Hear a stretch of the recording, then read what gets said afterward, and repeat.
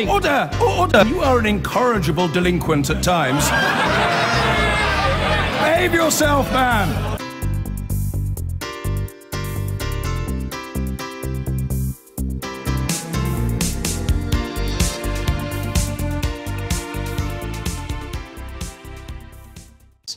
The Conservatives and Labour have both turned their attention to Brexit. With exactly a week to go before voters go to the polls, the parties have been underlining their different approaches to life outside the European Union. Labour leader Jeremy Corbyn argued that the Tory pledge to walk away from a bad deal would lead to a jobs meltdown. But Theresa May said she saw a fairer and more prosperous Britain. Our political editor, Laura Koonsberg, looks at two competing visions of Brexit. You can see who seems to be enjoying it more. But whoever's in charge next week, taking us out of the European Union is their biggest job, their biggest opportunity, and the biggest danger too. I am confident that we can fulfil the promise of Brexit together and build a Britain that is stronger, fairer, and even more prosperous than it is today. Because the promise of Brexit is great. The opportunities before us, enormous. Build a fairer country that the millions who voted both Remain and Leave last year want to see. By standing for the many, not the few, Labour is the only party which can overcome the divisions of last year's referendum and deliver a Brexit that brings our country together. Beyond those big claims, though, there's a lot we just do not know about how the next occupant of this place would approach everything once in charge, when Whitehall really has to get down to work to make Brexit happen. Both main parties say freedom of movement would come to an end. The Prime Minister claims it would make hitting her immigration target easier. We will be able to control our own borders, ensuring that we continue to attract the brightest and the best to work or study in this country, but ensuring we have control over that process so that it is managed properly. But neither the Tories nor Labour will be explicit about the kind of new system they'd introduce. What about EU citizens here and Brits abroad? Well, the Tories say they'll be generous, but won't guarantee their rights until the same promises are made for UK citizens. But Labour... We will start by giving a clear commitment to every EU national who lives here and works here to contribute to a huge amount and contributes a huge amount to our society. They will be guaranteed their existing rights and remain in this country. We're out of the single market, the huge European free trading area, under both of the main parties' plans, who say they'd negotiate good terms instead. But the Scottish National Party want a different deal for Scotland. We need to try to stay in the single market to protect jobs and investment and living standards. And we need strong SNP MPs in the House of Commons arguing for that.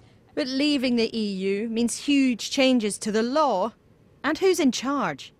Theresa May has declared that it will be our Supreme Court and not the European courts that will be in overall charge. But it might not be that straightforward, because the continental judges oversee some things like the European arrest warrant that we might still want to be part of. Labour says it's open to discussions. The Lib Dems, though, remember, promise whatever the Brexit deal, they'd give you another say. The British people have the right to either accept that deal, and that, in that case, we leave the European Union on the 1st of April 2019, or to reject it and remain. Now, I'll be very clear with you, as I have been over this last 12 months, I cannot see any chance of us getting a better deal than the one we have now. There'd be no second vote under Labour, but Jeremy Corbyn says he wouldn't walk away until there was an EU agreement. The Tories insist, though, no deal is better than a bad one, and she might walk out.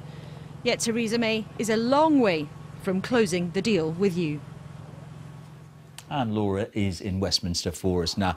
Laura, as we saw in your report, today has been all about Brexit, but any sense of what the last week of campaigning might look like? Well, George, I think in the closing stages of this campaign, as in others, it is the biggest issue that tends to emerge in the final lap.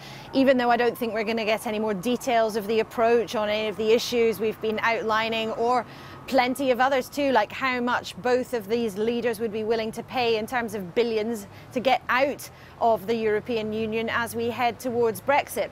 But the Conservatives want to stay on this subject, not just because they believe it's the most important that faces the country, but also because they believe voters respond best to Theresa May when they are asked this big question about who do you trust to get the country through the negotiations. But you know, it's the Labour Party that seems publicly to be in a more buoyant mood. And sources have suggested to me they believe there are some signs, some UKIP voters who had been intending, the polls suggested, to switch straight to the Tories. Some of them might be taking a second look at Labour now at this stage with 7 days to go. But I think for both sides, we are not at this stage going to learn any huge new ideas. There aren't going to be any new big proposals that are put forward in front of voters at this point. And the reality is, though, of course, whoever ends up doing the British end of these negotiations, they will be one up against 27 other countries. So whatever their priorities, whatever the priorities we all vote for, they're not going to get everything they want, whoever is in charge.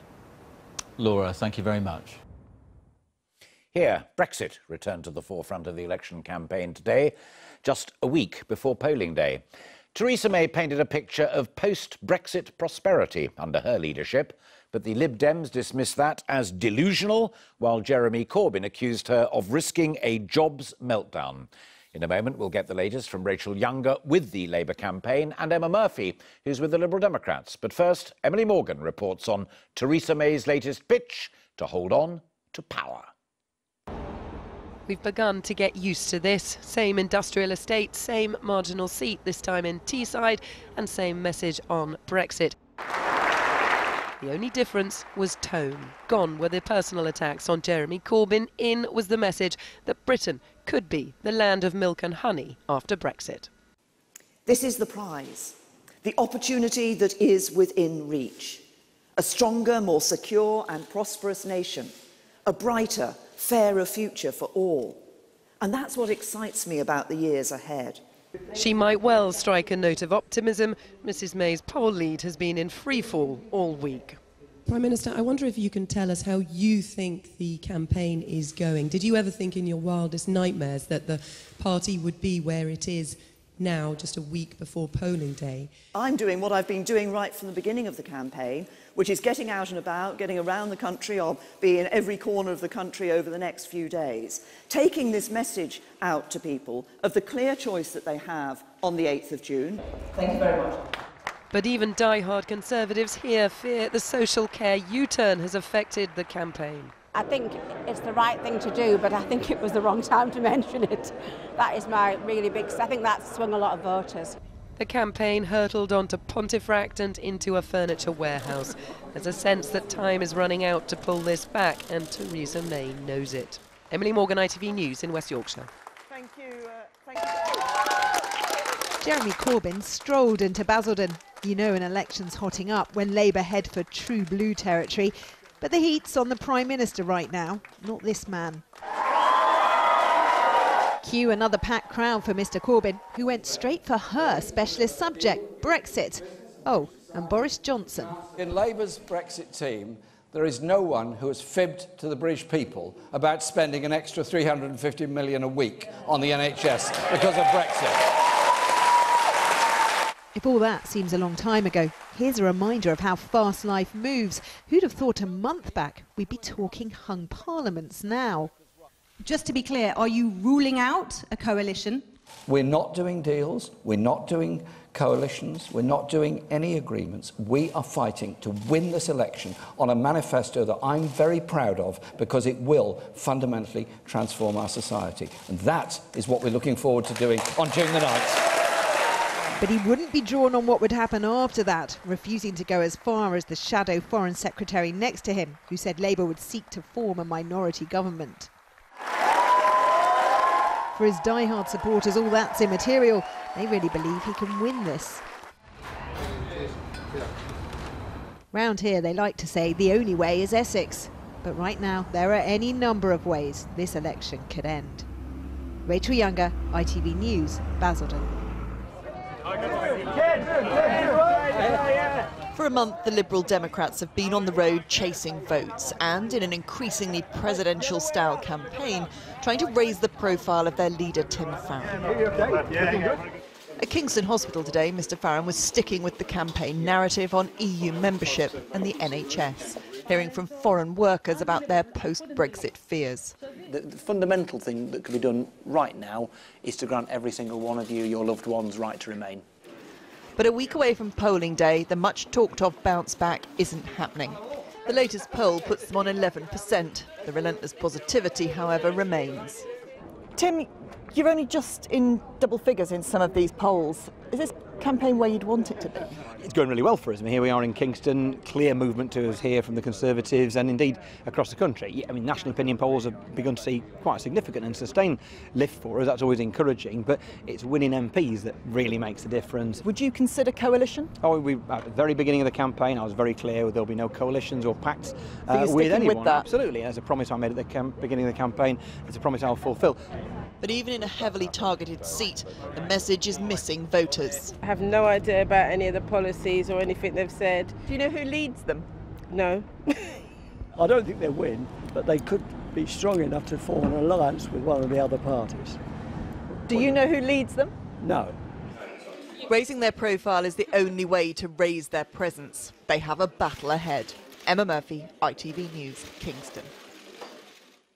Well, one thing they all agree on, and it's true, is that the only poll that counts is the one on election day, a week today. So we took the opportunity on a sunny first day of summer to get the view from the beach on what voters are thinking. Angus Walker took a day trip to the seaside at Brighton. It's the first day of summer and the last week of the campaign. For the parties, the heat is on because the outcome looks a lot less clear. Up on the pier, everyone I spoke to seemed to think that something had changed. Pensioners have definitely shifted allegiance a bit, and so I think certainly the Tories have mismanaged that. For Dave and Linda Philpin, the Tory so-called dementia tax has had a lasting impact. I think pensioners panicking at the moment about getting old and not having sufficient funds to pay for it, so that's made a difference. For some, Theresa May's refusal to appear on TV last night doesn't look good. Having a no-show at an election debate with all leaders doesn't really paint you in the best light. Not as clear as it was at the start, I think. I think Labour have come through a bit more. In Brighton, with its marginal seats, all the major parties are hoping for a swing. No party's election plan can survive the rough and tumble of a campaign. There's a public mood which twists and turns and makes the opinion polls change direction. So an unpredictable contest. Along the seafront we meet up with Naz, an 18-year-old first-time voter. For him, the issue is tuition fees. The only scary thing about uni for me is the debt that you get yourself in afterwards. So people like Jeremy Corbyn coming out and saying that he's going to scrap tuition fees is it's a good point to make, and it catches a lot of eyes, especially with all the young voters. For families enjoying the half-term holiday, Labour's promises of extra spending must seem attractive. But Jeremy Corbyn hasn't always helped his own campaign. When Jeremy Corbyn couldn't remember how much his childcare policy costs, did that change your mind? Yeah, it sort of swayed me. He wasn't really able to give any concrete thing, and it swayed me. It's a bit confusing. When the campaign began, the Conservatives were thought to be clearly in the lead. Could a change in mood reverse their chances? Are we on for a surprise? Angus Walker, ITV News, Brighton. As the polls narrow further, Theresa May seems to have changed tack. After her no-show at last night's TV debate, she's going back to Brexit as the big issue of the campaign. She's told voters that they should support her to fulfil the promise of Brexit and its enormous opportunities. Jeremy Corbyn, who did face the cameras last night, hit back, accusing the Prime Minister of creating a toxic climate in EU talks, using hectoring and threats. Nick Clegg, for the Liberal Democrats, went further, calling her speech delusional. Michael Crick is in Derby, where the PM is speaking tonight. Michael. Well, John, if Theresa May is worried about the polls, she's certainly not showing it in terms of her itinerary today. Very much still on the offensive against Labour in their seats. Here in Derby tonight, she's in the constituency held by the former Labour Foreign Secretary, Margaret Beckett, at the last election, with a majority of nearly 9,000. Earlier this afternoon, she was in the Yorkshire mining seat of Hemsworth, Labour majority more than 12,000. Obviously, what we're seeing in this election is a huge divergence between different parts of the country. In the Brexity areas, here in the Midlands and further north, the Tories are confident of picking up lots of seats from Labour. In London, though, it could be a very different picture. They could lose seats there to Labour and the Liberal Democrats. A poll from YouGov out today has Labour on 50%. Up 9% in a month. Now, I spent the day travelling around, and I began up in the northeast in another seat that the Tories are hoping to gain. The Prime Minister rolled up this morning on Teesside, hoping to put the Tory campaign back on track by extolling the wonders of Brexit. 12 months on from the EU referendum. 12 months since the British people voted for a brighter future for our country. Only she didn't say it was a brighter future. She hadn't voted for herself. Never mind, others saw the light well before she did. 12 months since they voted to leave the European Union and embrace the world. And in 1 week's time, they have the opportunity to affirm that decision and secure that brighter future by voting for me to continue as Prime Minister. We didn't learn much new. It was short of detail, yet full of comforting phrases. Isn't the reason why you're doing so badly is that whenever people ask you about policy, all we get are cliches and platitudes? And we've seen the same today. You mentioned the £8 billion for the health service. You mentioned managing money. Where is the £8 billion coming from? Well, first of all, Michael, what we have published is a manifesto that addresses the big challenges that this country faces, not just over the next 5 years, but beyond. And we have set out clearly some of the hard choices that need to be made, but how we will address those challenges. You ask about extra funding being put into the NHS. Let's just look at our record of funding on the NHS. We want to know where the money's coming from. Just, Mr. Two Microphones, just wait a minute. We have shown that with the growth of the economy, we are able to ensure that we are putting that extra money into the NHS. It's very nice. Jeremy Corbyn began his day greeting bin men. I'll shake your arm then. In rather better mood outside his London home than we often see him. Buoyed perhaps by one poll putting Labour only 3% behind the Tories. Then he too went to hostile territory, Basildon in Essex, where he revealed his Brexit negotiation team would be Keir Starmer, Emily Thornberry and Barry Gardner. He contrasted them with their opponents. We know the three Tories in whose hands Theresa May has placed our future. David Davis, Boris Johnson and Liam Fox. No. I don't do personal attacks. So let me just say that in Labour's Brexit team, there is no one who has fibbed to the British people about spending an extra £350 million a week on the NHS because of Brexit.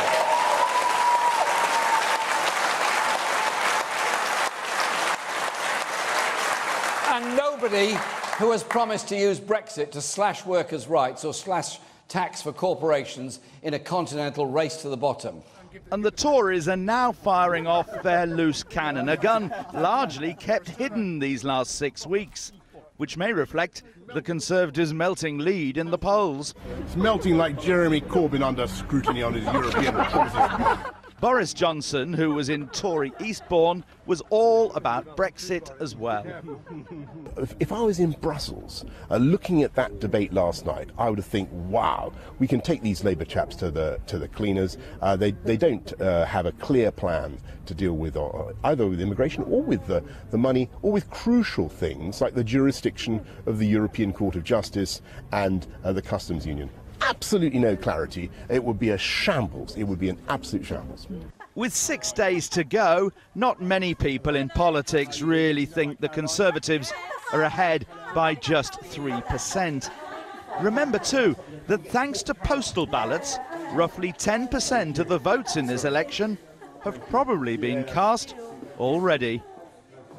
Michael Crick. Well, earlier I spoke to Labour's shadow Brexit Secretary, Keir Starmer, and the Conservatives' James Cleverly, and the Liberal Democrats' spokesperson on Brexit, Nick Clegg. I began by asking Mr. Cleverly why Theresa May had given up on her slogan of strong and stable. I think everybody knows that Theresa May presents the very best chance of Britain getting the kind of deal from the European Union that will really work for the country as a whole. And I think there's a massive opportunity if we get the negotiations right. And I think the British people know that Theresa May is the right person to lead that negotiating team to get the deal that we need. Keir Starmer, Theresa May says that you can only deliver Brexit if you believe in Brexit. Do you believe in Brexit? And if so, when did you change your mind? Well, Theresa May, I think, is on reset number 3 today for her campaign, so it's clearly not going very well. The Labour Party, and I've been very clear from the outset, that we accept the outcome of the referendum. What we've been doing today is setting out how we would change the tone and the approach, because the Prime Minister's been belligerent, she's been extreme, it's not working. We need 21st century professional negotiation to get what's best for Britain. I'm confident there can be a deal. I'm confident we can negotiate the right deal, but we've got to get the tone right and the approach right, and that's what we've been setting out. James Cleverly, the tone's wrong? No, I think Theresa is a very experienced negotiator, and I think her very pragmatic approach that no deal is better than a bad deal contrasts very significantly with the tone the Labour Party has taken, which basically is that even if the EU demand massive sums of money, open borders and a restriction on free trade deals with other countries, that they would take that rather than just say, hang on, let's just pause, calm, and come back in a little bit of time to get the right deal, both for us in the UK and for the remaining nations in the EU. Nick Clegg, no deal better than a bad deal. Is that viable from your experience in Europe? I can't actually think. It'd be interesting to hear from James Cleverly exactly which deal he thinks is worse than the chaos that would ensue from no deal. I mean, authoritative, independent analysts have suggested we would lose about 1/3 of the trade we do with the rest of the world if we had no deal at all. It would pitch the United Kingdom into an absolute legal and commercial tailspin. Money would be sucked out of the country. I think the pound would come under huge pressure. There'd be intense market instability, and that, of course, means people's jobs and livelihoods would be affected, precisely the just about managing that the Conservatives claim that they're so concerned about. So look, I think all this bravura rhetoric we've had from the Conservatives actually for the last year now about, you know, no deal be better than a bad deal and all that kind of stuff, and Brexit means Brexit. I think we need to move beyond the cliches and the sound bites and actually hear from the Conservatives what exactly do they mean? What does their blueprint of Brexit mean for farmers, for industry, for universities, for science, researchers and so on? It's a year now, for heaven's sake. Surely we're entitled to hear some concrete answers. Well, now, Keir Starmer, are you prepared, if Mrs May doesn't manage to get the majority she needs, to go into some kind of a power-sharing situation with the Liberal Democrats? And if that were the case, would you accept a second referendum, which is their condition for power?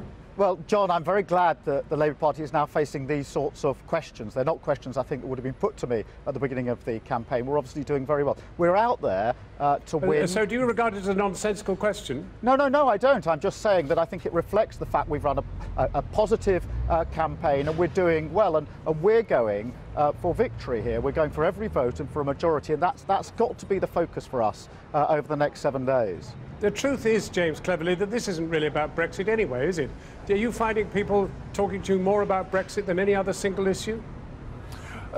General elections are never about one issue, but without a shadow of a doubt, Brexit is the foundation stone upon which all other decisions are made. And we've already heard in that interaction between Keir and Nick that they would be willing to basically take whatever deal the EU presents them in order to just come back with a deal, and in doing so would plunge all the decisions that we need to take about the economy, about education, about health, put a massive question mark over our ability to fund all of those things, because they would roll over and take whatever deal the EU throws at them. And Theresa is stronger than that. John, I'm very surprised to hear this. We've got to be clear about what no deal means. No deal means we've reached no agreement, not only on trade, but also no agreement on borders, no agreement on sharing terrorist intelligence, no agreement on data sharing, no agreement on aeroplanes leaving the UK and landing in the EU, no agreement on all. This is not a viable option. We need to be professional. Of course we need to be tough, but simply alienating everybody in negotiations is walking us towards the worst of all outcomes. Nick Clegg, if it comes to the same question I asked Keir Starmer, and you found yourself somehow bounced into having to do some kind of deal with Nicola Sturgeon, with Keir Starmer, would the second referendum be the absolute condition upon which you would allow the thing to stand or fall? Tim Farron has been very clear that we're not going to enter into any arrangement which puts Jeremy Corbyn into number 10 or Theresa May into number 10 with Liberal Democrat support. And Keir Starmer talks a good game and a different sort of says, as he quite rightly expressed, a different tone, but actually scratched under the surface. But the differences between the Conservative and Labour parties on the fundamental design of a very hard Brexit are almost identical now. Both Labour and the Conservatives want to take us out of the single market. Both want to bring freedom of movement to an abrupt end. Both voted against giving people another chance to have a look at the final deal. Both voted in Parliament against guaranteeing EU citizens rights in the UK. So, of course, the Liberal Democrats are not going to support that kind of approach. But can I just, back to James Cleverly, has he not realised that the clock of Article 50 of the negotiations has already started? It is tick-tocking right now, and it runs out after 2 years. So this idea that there's going to be this option, as James Cleverly has said, that somehow if we don't get the right deal, we're just going to keep everybody waiting around, entirely overlooks how much the boot is now on the other foot, that the 27 other countries aren't just going to wait patiently around until the Conservative Party deigns to declare that it can have its cake and eat it. I really think the naivety of the Conservative approach is coming through in all of these kind of comments. James Cleverly. Well, I think once again, we've just seen Nick Clegg basically admit defeat before the negotiations have even started. There is a massive opportunity for Great Britain and the British people to trade globally, to be an outward-facing international player, but it doesn't require us to roll over and accept whatever gets thrown at us by our negotiating partner. Without a shadow of a doubt, I think deep down the British people know that compared with Jeremy Corbyn, who, let's remind ourselves, hasn't even been able to negotiate with his own backbenchers to form a shadow government for the whole of the 18 months he's been party leader, to expect him to stand toe-to-toe with European leaders and cut the right deal for Britain, I don't think so. Well, he seems to be giving you a bit of a run for your money. It's not Jeremy Corbyn that's had to U-turn on his manifesto quite spectacularly. This was intended to be a strong and stable slogan for the Tories, and they've had to abandon it because of their campaign. Actually, the Labour campaign is much stronger, much more confident and much better held together. And I am confident that if we win this election, that we will be able to negotiate a good deal with our EU partners, and that is in the country's interest. But you've heard it very clearly from Nick Clegg tonight that he'd rather the ship sank than he has anything to do with putting Jeremy Corbyn into number 10. Well, with all due respect to Nick, I'm afraid the Lib Dems have misread the mood of the country. I think the country, whichever way they voted, and I voted to stay in, now wants us to move on and get the right deal for Britain, and that's what Labour would do. Keir Starmer, James Cleverly and Nick Clegg, thank you very much indeed for joining us. Thank you. Thank you all three. The Prime Minister's first election speech of the day today was on Teesside, an area which overwhelmingly voted leave in the Brexit referendum. Theresa May spoke of fulfilling the promise of Brexit as she urged voters to back her. But how will that play with voters in the surrounding area, especially the younger generation? And is Brexit really what's on their mind? Our man Jack Parks has this. This is where North Yorkshire meets Cleveland, with towns and villages running up the coast to the Labour heartlands of the northeast. Communities here are linked by this striking shoreline and by high unemployment, shrinking local industry, and a sense that the glory days are behind them.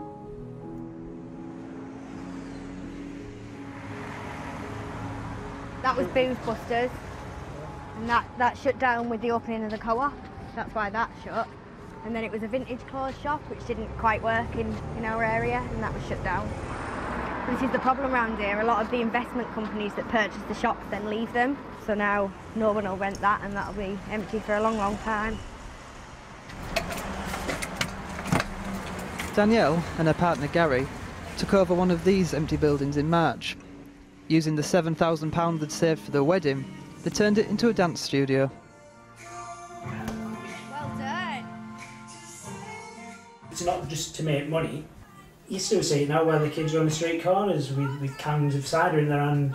I suppose you'll always get that, but even if we get 2 kids in here, what would have been doing that? It's obviously you feel like you've done something good. I know when I was younger we had the youth club, but a lot of that's been cut. So I have quite a few teenagers that come here, even when they're not dancing, they come down to have a cup of tea downstairs or just a natter, and I'm fine with that. I'm really happy for them to do that. There's a big field there where we go play football, but we all just used to mess around on this bit of grass or mess around in this park here, but that's about it. Further north, in the small town of Skelton, 17-year-old Luke knows the temptations that lie in wait for young people with nothing to do. Luna.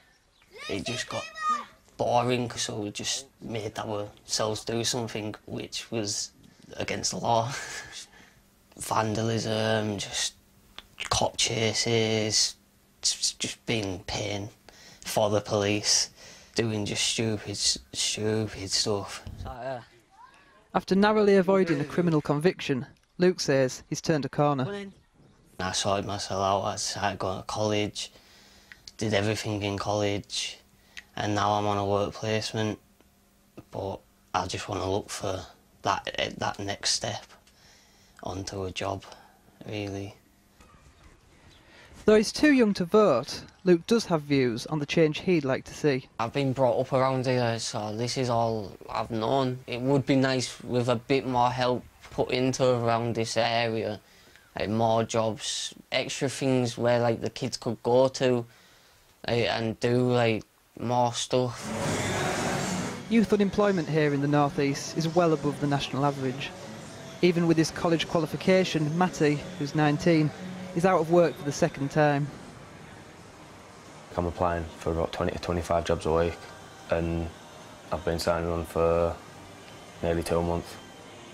It's not really where I wanted to be. I mean, if I went back to when I was in school, if someone turned around and said to me, "Oh yeah, a few months down the line you're going to be stuck signing on," I'd have turned around and laughed at the thought of it. He says this isn't how he imagined his life, but there's a brighter spot on the horizon for Matty that he feels might change his and the region's fortunes: Brexit.